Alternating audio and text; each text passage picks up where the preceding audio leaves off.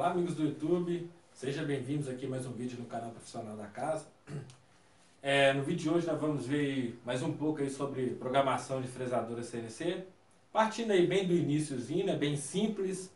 Talvez aí para você que já está no nível avançado, talvez essa aula não seja interessante, mas para você que está aprendendo, eu tenho certeza que essa aula vai ser bem proveitosa. Então, sem mais delongas, vamos aí para a aula de hoje. Então, na aula de hoje a gente vai poder ver uma programação simples, né, de uma peça aqui bem simples, mas na verdade, como muitas pessoas confundem, a programação CNC ela não tem que ser complexa. Na verdade, ela tem que ser o mais simples possível. A programação CNC nada mais do que várias etapas separadas, colocadas em numa sequência lógica. O que eu quero dizer com isso? É isso aqui, por exemplo. Eu tenho essa peça aqui, um exemplo de peça. Talvez, numa determinada peça assim, mais complexa, você tem esse perfil dentro dela. E você vai precisar de fazer uma usinagem dele. Então, parte de várias peças simples dentro de uma só. Por exemplo, se aqui tivesse furação, seria uma outra operação simples dentro dessa peça. Por exemplo, aqui tivesse um furo. Então, nada é complexo.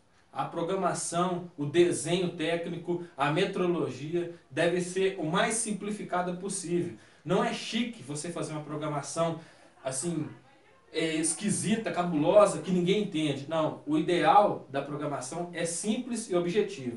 E esse é meu propósito aqui. Ser simples e objetivo para todo mundo entender aí e talvez assim aprender um pouco mais ou até mesmo aprender aí mesmo do zero mesmo, conhecer a programação CNC. Então vamos lá aqui num vídeo passo a passo e simplificado. Então acompanhe comigo aí. Então, primeira coisa aqui, né?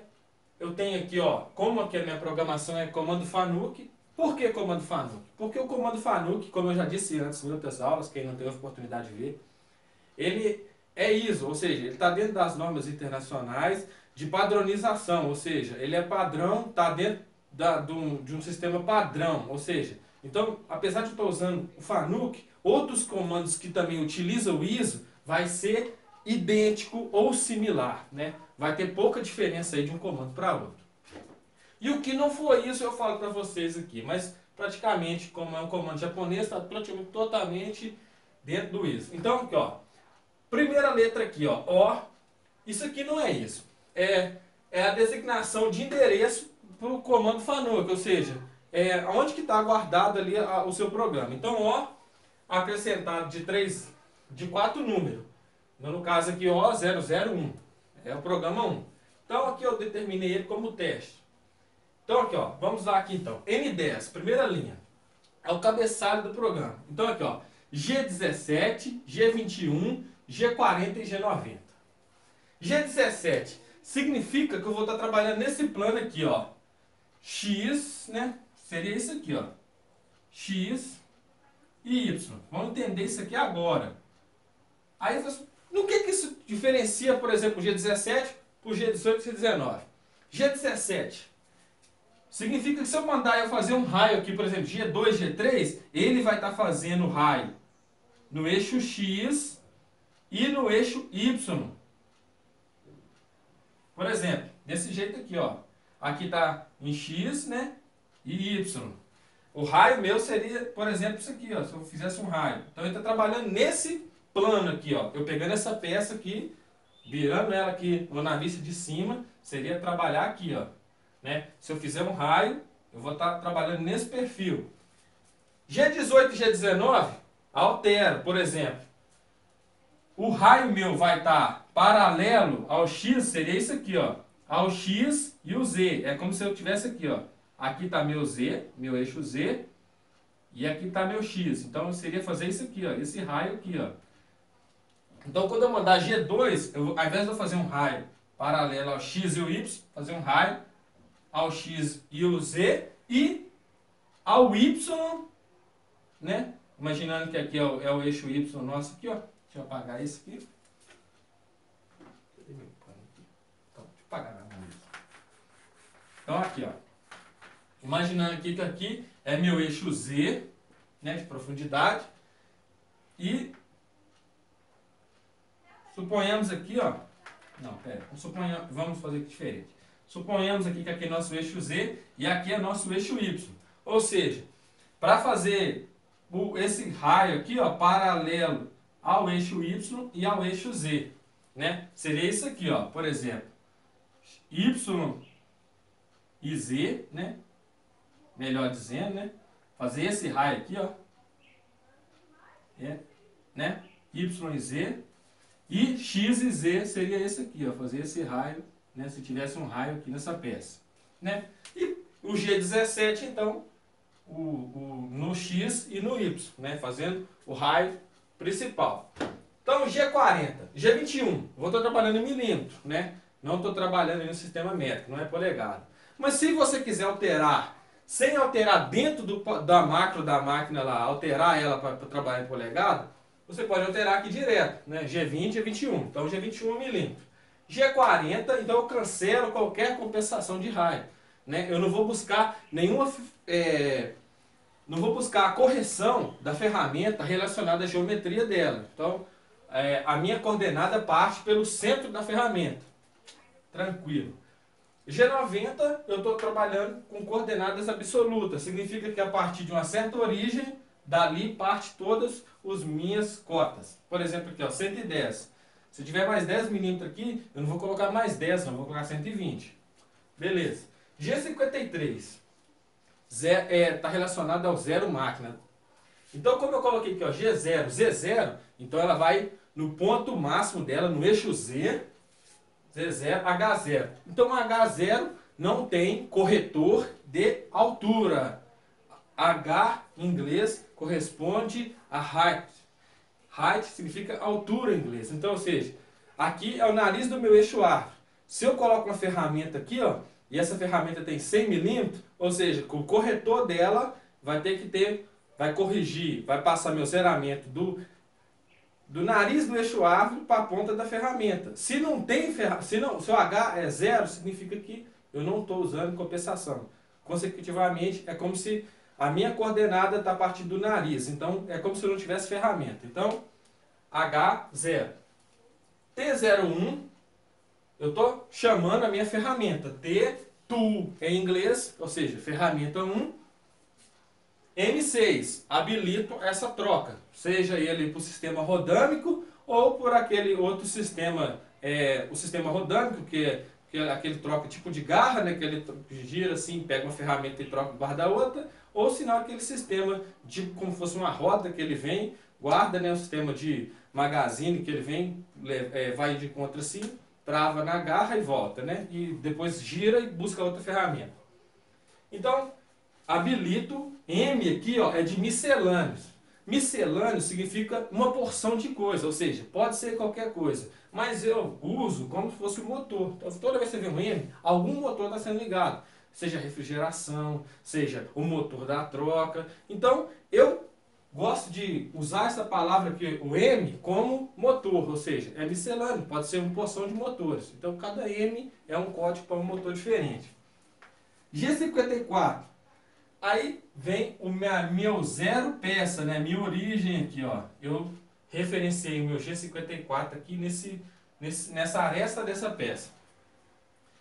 E eu não preciso eu colocar G97 nem fresa. Por quê?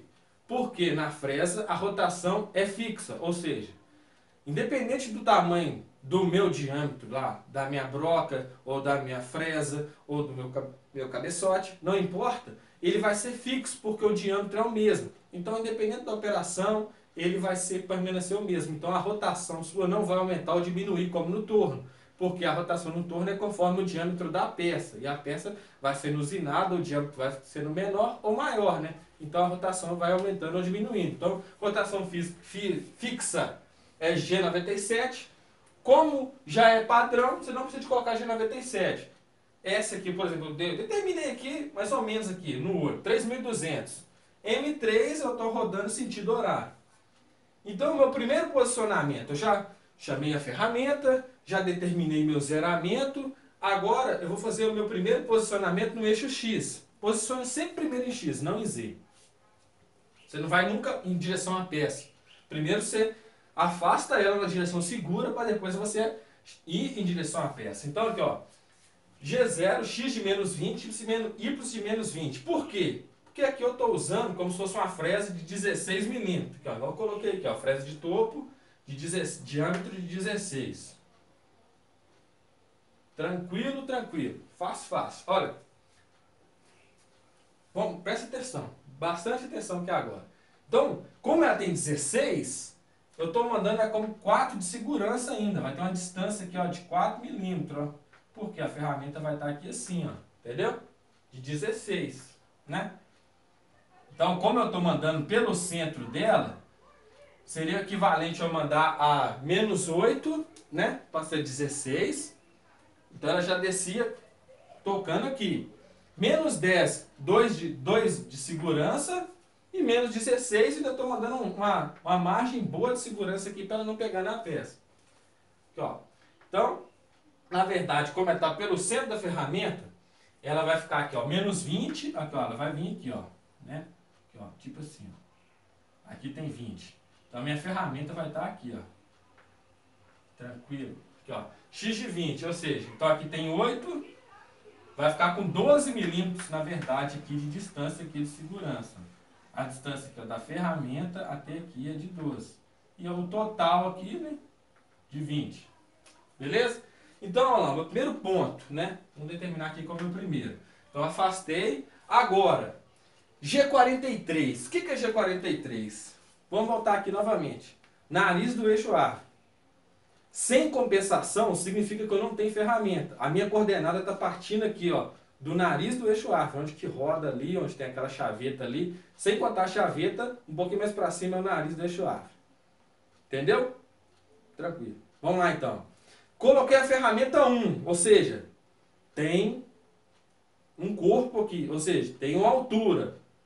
Então, quando eu coloco G43, significa que eu falo com ela, ó, você tem que compensar para mim essa altura, ou seja, tirar essa origem do nariz do eixo árvore e somar com essa ferramenta e mandar esse zeramento aqui. Então, aqui, ó, G43, H1. Por que H1?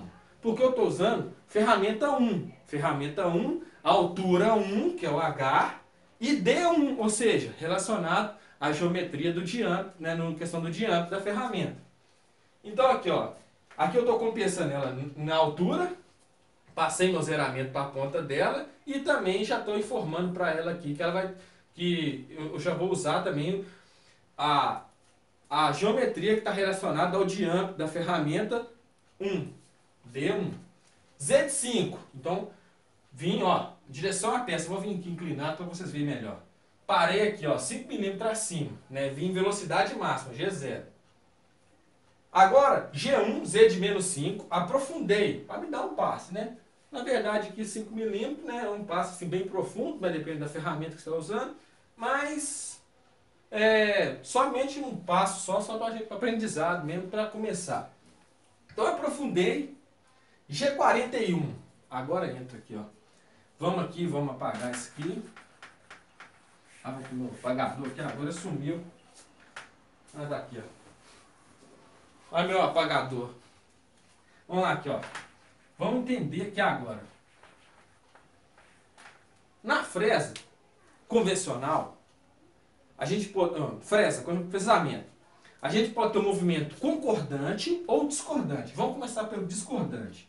A peça está vindo nessa direção. E a minha ferramenta girando nesse sentido aqui, ó. Né? M3. Ou seja, olha aqui, ó. Uma tá como se as duas estivessem indo em direção a outra. Esse é o movimento discordante. Por quê? Eu não tenho concordância. Eu estou indo para um... É como se nós fosse bater. Tá, tá, tá. Isso aqui, ó, é recomendado em fresa convencional. Por quê? Fresa convencional tem eixo, ou seja, tem uma folga nesses eixos. Justamente por quê? Porque os furos são trapezoidais, as buchas são de bronze, caso um desgaste ali com o tempo, gera uma folga, ou seja, ela se movimenta. Se está indo em movimento contrário, ele vai ir contra essa folga, vai empurrar essa folga para cá e não vai quebrar a pastilha, né, e vai dar um acabamento melhor. Né? Então, falou, fresa convencional não tem jeito. Senão ela trabalha puxando, então vai puxar a folga e pode quebrar a pastilha ou o acabamento seu ficar ruim. E tem o movimento concordante, presta atenção. Movimento concordante, vou apagar o discordante, é como se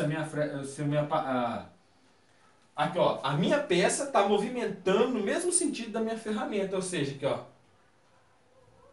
para cada golpe que eu dou aqui, ó, eu estou indo no mesmo sentido, então ela não tá vindo em direção à peça.